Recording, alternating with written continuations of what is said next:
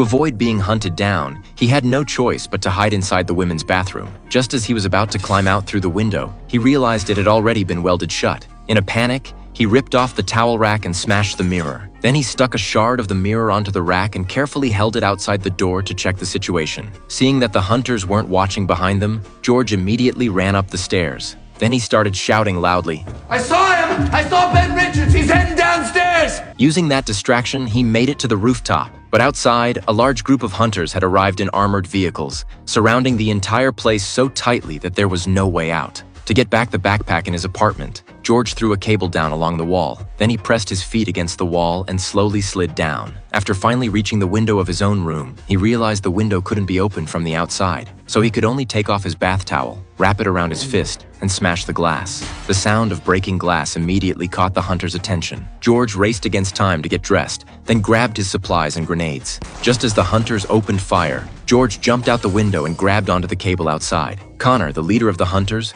looked at George hanging in midair and even started clapping and cheering. But they had underestimated just how badly this man wanted to survive. Using all his strength, George swung straight into the room next door. But every move he made was being live-streamed by a drone. Under heavy gunfire, he rushed through the hallway and slid perfectly into the elevator. Then he grabbed the drone in one hand.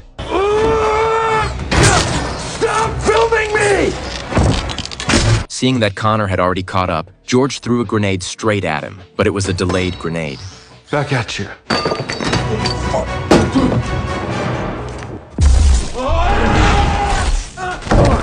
Using the explosion as cover, he made his way to the basement. He originally wanted to light a magazine to see in the dark, but accidentally started a huge fire. The hunters were about to break through the door. At this life-or-death moment, a whole family of rats was forced out by the flames, and they all rushed into the sewer. George immediately opened the manhole cover. Before leaving, he even kindly reminded them